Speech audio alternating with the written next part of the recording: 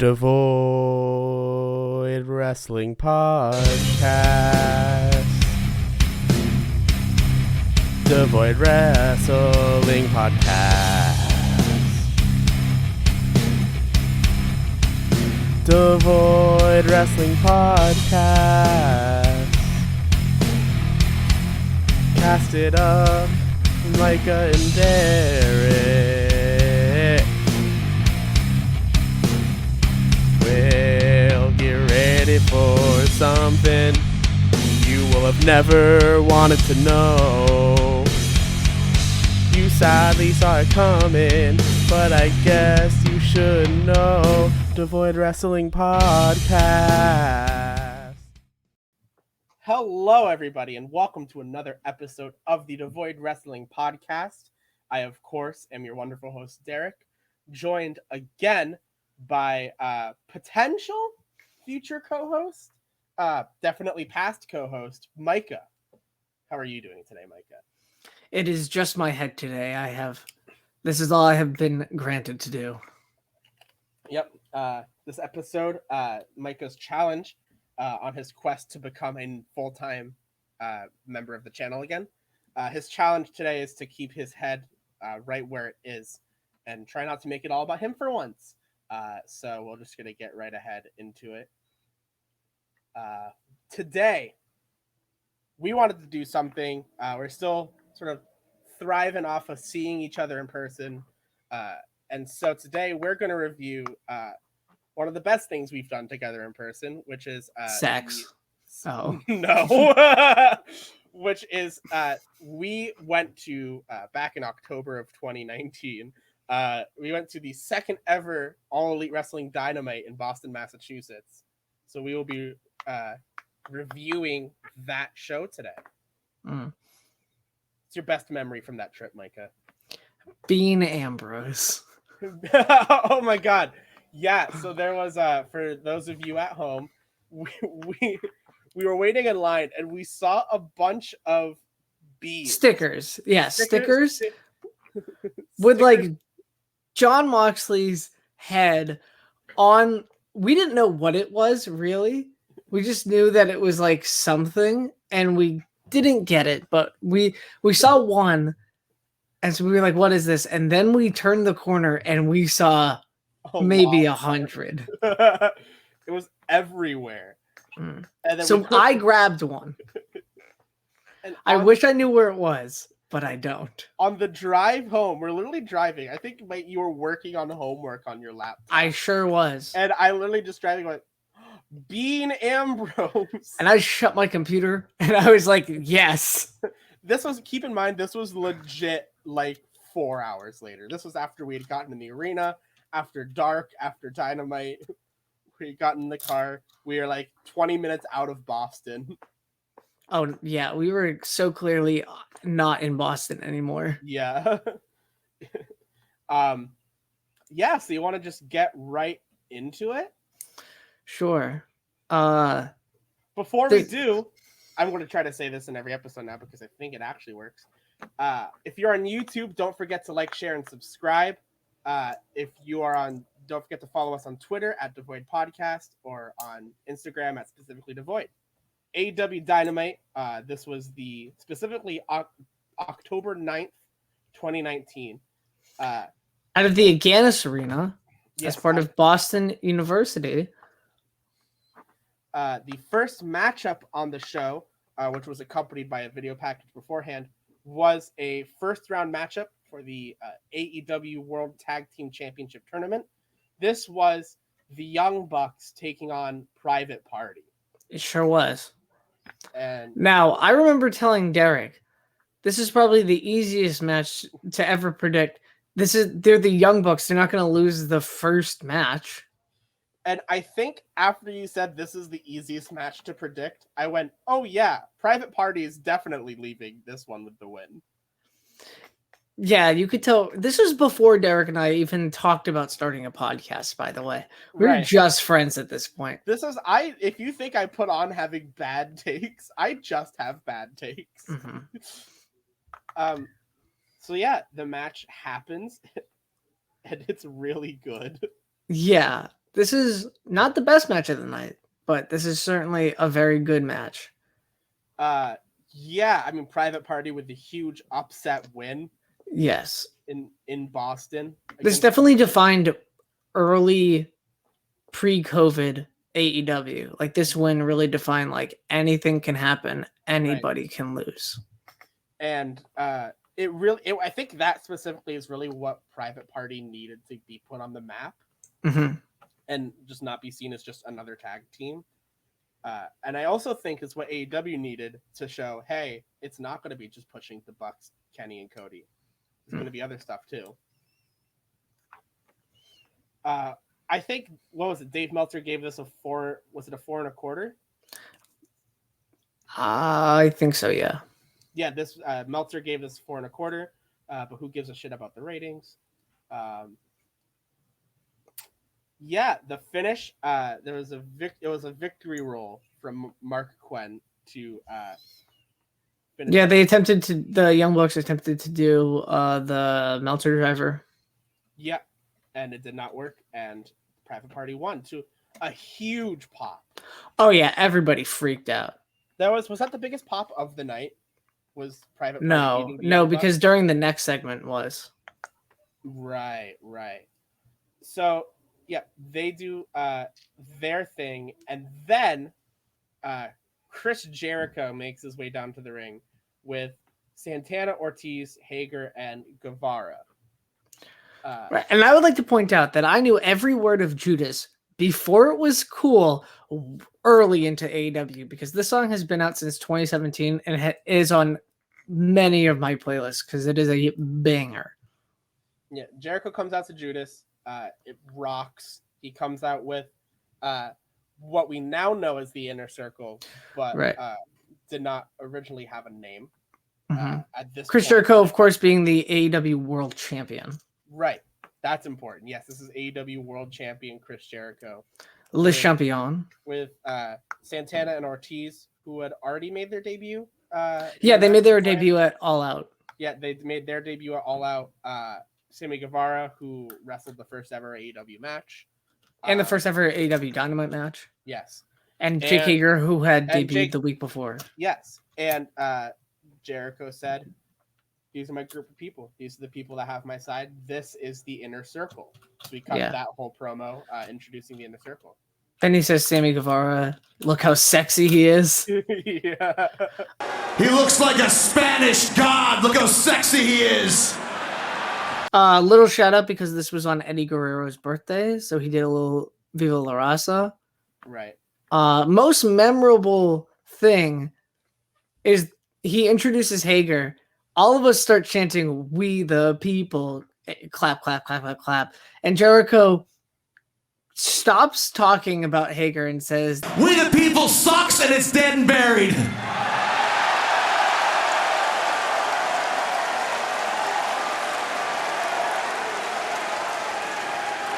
It was a stupid idea from bad creative and all that's gone.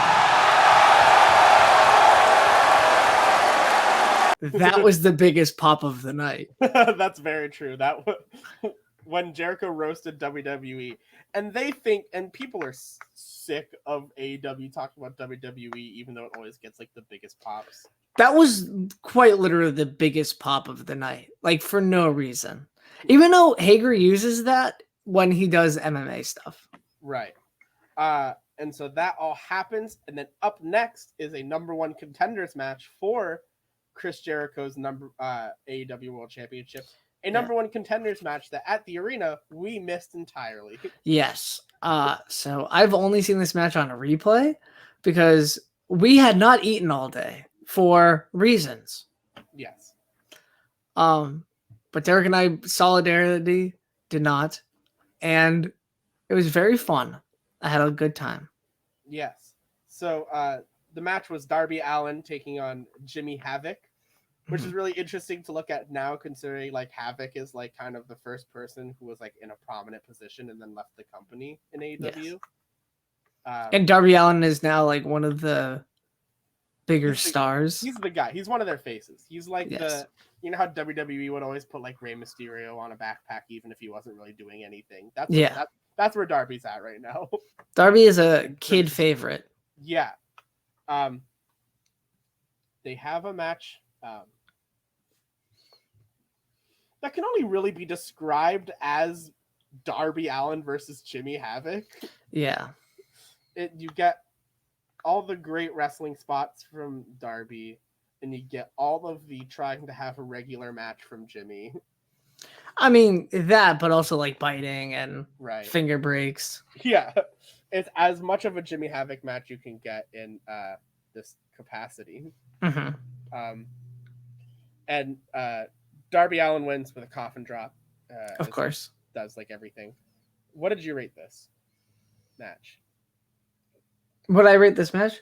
2 out of 4. Like, I rate the other match 3.5 out of 4, by the way. Yeah.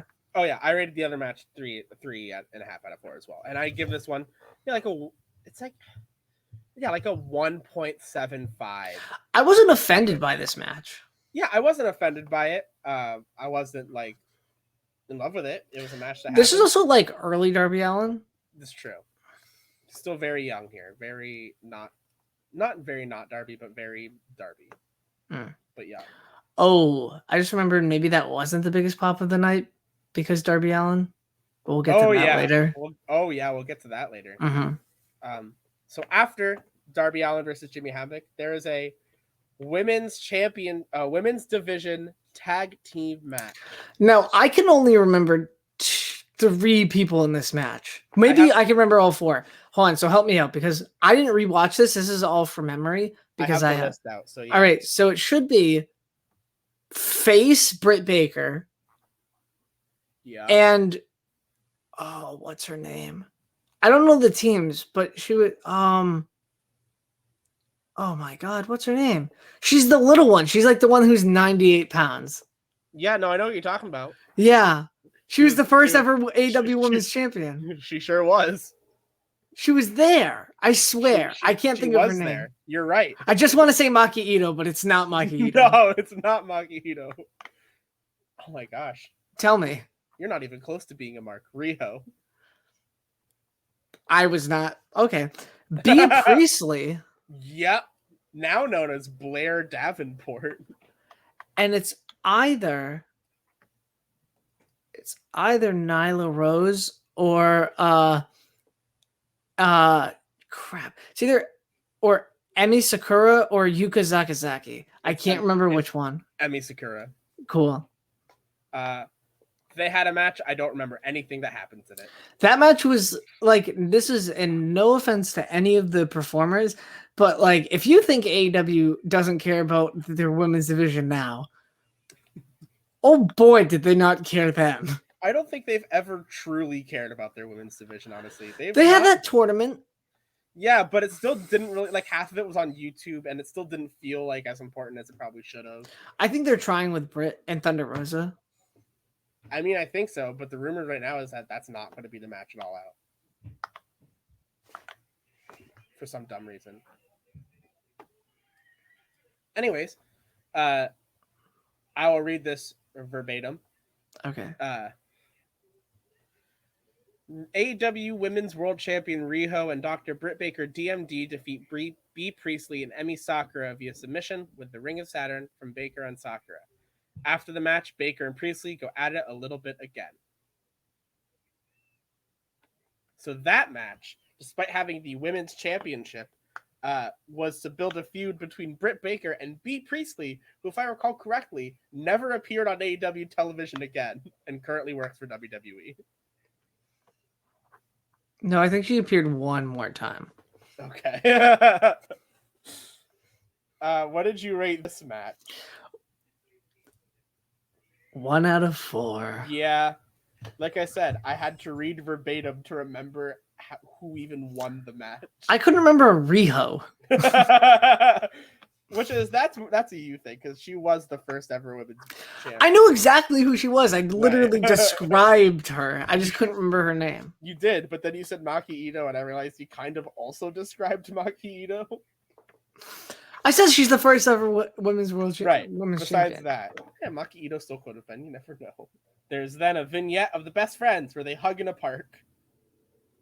And also, Orange Cassidy's in the crowd, I believe. Yes, and he does the. But this isn't even like super over Orange Cassidy. So like the people near us didn't know who he was. Right. That's the big thing, is that people didn't really know who he was at that point. He hadn't gotten over yet. It was still when most people were like, this stupid gimmick, stupid thing. Yeah. When everyone was like agreeing with Jim Cornette. I just want to. Is this next match the match that I think it is? Like the one match that I'm just like, why did this match ever happen? The world's greatest match between Jon Moxley and Shawn Spears. Okay. Now, if I recall, I said, Derek, he's going to be coming out of the crowd. Because that's his thing. And Jon Moxley sure did not come out of the fucking crowd. Yeah. Cause I don't know why he did it. Maybe it was because... no, I don't know why he didn't, honestly. But he was also wearing black trunks. Yeah, this was early AEW Moxley. This was a bit different of a Mox, I feel. Which is weird because, like, when he attacked Kenny the week before at Fighter Fest or Fight for the Fallen, whichever one that was, he wrestled in, like, the cargo army pants. Right. Yeah. And, like, he does what he usually wrestles in now, like, and frequently. Shawn Spears, of course, by this time aligned with Tully Blanchard. Yes. This is the chairman, specifically. The first iteration of the chairman. It's true. It's the first iteration of the chairman, Shawn Spears. He would go on to do many great things, like also be there. Shawn Spears would do many other things, like devote a character related to chairs, and then tweak it slightly. It is better now. After the fourth, like, tweaking it slightly, they got it right. I do really like the current Shawn Spears, where he's like kind of just like unhinged, and they have to like control him almost. So now this match was probably the easiest to predict because I'm like, the Moxley is like the biggest thing. Come on, what is he gonna lose to the 10 guy? Yeah, where his thing is a number and a chair. No, Mox wins a like quick-ish match. Like, it wasn't long. 1 out of 4. Yeah, 1 out of 4. Post-match stuff, 3 out of 4. Yes, because post-match that's when Kenny came out with a barbed wire broom. Yes. Kenny makes his way out with a barbed wire bat and a broom, and then gets attacked from behind by Pac with a chair. Yes. And it's like setting up a triple threat between the three, basically. Which never happens. Which sucks. But, you know, Pac versus Kenny did eventually happen, but in February. Yeah, and Mox versus Pac would eventually happen in January. Kenny versus Moxley defines AEW right now. Yeah, Kenny versus Moxley, pick a show. Obviously setting up Full Gear. Right. Setting up the exploding barbed wire deathmatch thing. Then the main event of the show, the Inner Circle, now with name, being represented by Sex Gods, world champion Chris Jericho and Sammy Guevara. Yes, Sex Gods take on, I think, the world's greatest tag team, the team of Dustin Rhodes and Hangman Adam Page. Now this wasn't over Hangman, by the way. No, this was bland babyface Hangman. No, this was like Hangman that people desperately did not want to win at All Out. Yeah, this is the Hangman that people are like, he's not ready to be in the main event. And yet here he is in a main event match. And here he is now, very ready. Mm-hmm. Do you remember anything that happens in this match? In the match? In the match. Judas Effect for the win. I think they pinned Hangman. Let me double check. Wouldn't it be so stupid if did they really pin Hangman? That's kind of stupid. No, it was to Dustin. Okay. It would have been very stupid if they pinned Hangman, I think. But I mean, this match, I remember it being good, but Meltzer gave it 4.5 stars. Yeah. I mean, honestly, I remember the poach match stuff like breaks my scale. Right. I remember. I think I liked the opening match more than this match. Absolutely. 2 out of 4 stars. Yeah, 2.5 out of 4. Cool. And then some really fun stuff happened. Yeah, all of this brings up the show. Yes. Should I? So yes. Inner Circle Brawl. Hangman and Hager fight to the back. If you watch BTE, you can see Derek and I. Throw that picture up now, Derek. I don't know why you said me. You're editing this. I am not editing this. I'm on vacation until Saturday. I don't have time to edit this. I was unaware of that. We talked about this. That doesn't mean that I was aware of it. It's all right. Keep it in. And then Cody comes out and then gets beat up by Inner Circle. Then MJF comes out with a chair, looks at Cody. He's gonna hit him with the chair, but then he hits the Inner Circle again. Ooh, tension. I wonder what's gonna happen next. This was like weird kind of babyface MJF, where he was like really good friends with Cody, but still a dick to everyone else. Right. And then Chris Jericho on the ramp, holding up the championship. And then the actual biggest pop, because Darby Allin comes down on a skateboard and lunges at Chris Jericho. Yeah, he skates down the ramp and jumps onto Jericho. It is very cool. Yes. I gave this 4 out of 4 stars. Yeah. Yeah, this ending was the best. Yeah. And that was the ending of Dynamite, although I did want to mention, even though we're not going to talk really in depth, we did get to see a certified banger afterwards. Yes, SCU and Shima versus I want to say Dark Order and TH2, but I'm probably wrong about that. Yeah, so we saw the first ever Lights Out match, which was the second ever Lights Out match? Janela versus Moxley at Fight for the Fallen. Was that Lights Out, though? Unsanctioned. So what? Same thing. Right. But anyways, it was a Lights Out match between Joey Janela and Kenny Omega. Right? That was... Yeah. Holy shit, that match was good. That match slaps. That was the best match of the night. Yes, for sure. For sure, at the show. The match that I always bring up to Jesse to make him jealous that I went to an AEW show. Right. Overall, I give this episode of All Elite Wrestling Dynamite a out of 4 still. I give it a 3 out of 4. That's what I was going to say. I was going to give it a 3. Yeah. 3. Yeah. Wasn't like the wildest show out there, but had some really cool moments. Yeah.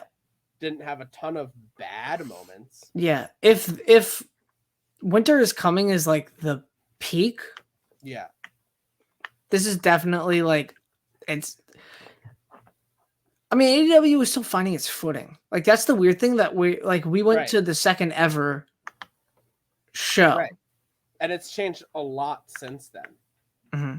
There were 3 matches on Dark. That's true. Holy crap. Yeah, there were 3 matches on that episode of Dark. And it was still like an hour long. Yeah, and now the episodes are the same length. But oh my god, there's more matches. Which is good, though. I like where Dark has found its footing. Didn't you have a theory that like Dark or Elevation is going to return to being one of those shows where I thought it was going to when fans came back. I was wrong. I don't know. Do you still think it could go back? I think it could. Do you think it's going to now that Rampage is a thing? I hope. Do you think Rampage is going to become that?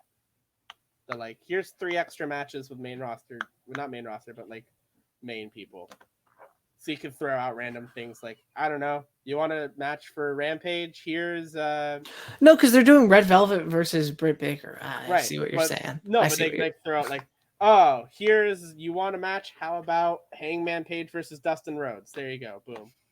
You know, like those type of things. Where you Dustin Rhodes doesn't wrestle anymore. or I don't know, like fucking you want a match? Here's Private Party versus TH2. Figure it out. Well, they wouldn't fight because they're a team right now. Private Party and TH2 versus the Dark Order. That would be a match you would find on Rampage, probably.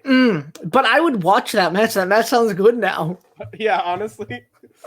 If it was like Evil, Uno, Stu Grayson, 5 and 10. Oh yeah, versus those four. That'd be good. Yeah. So that was All Elite Wrestling Dynamite. The last time they were in Boston. They won't be in Boston again until this coming October, hopefully. Hopefully I can go. Hopefully you can go. Yeah. It'd be a real shame if I could not go. Right. We'll see. We'll see if we can get the ticket together again. I'll look them up later.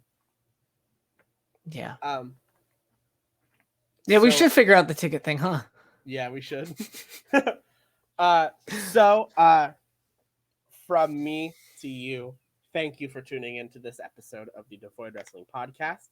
As always, make sure to give us a like, share, and subscribe if you're on YouTube. Don't forget to follow us on Twitter at Devoid Podcast. That's capital D, capital P.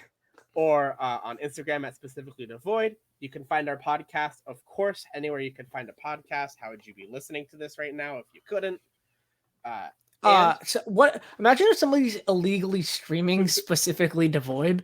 If you're illegally streaming this, let me know and I will give you money because that's impressive. Anyways, Micah, do you want to say the thing you like to say? I've been me and you've been you. Bye. Bye.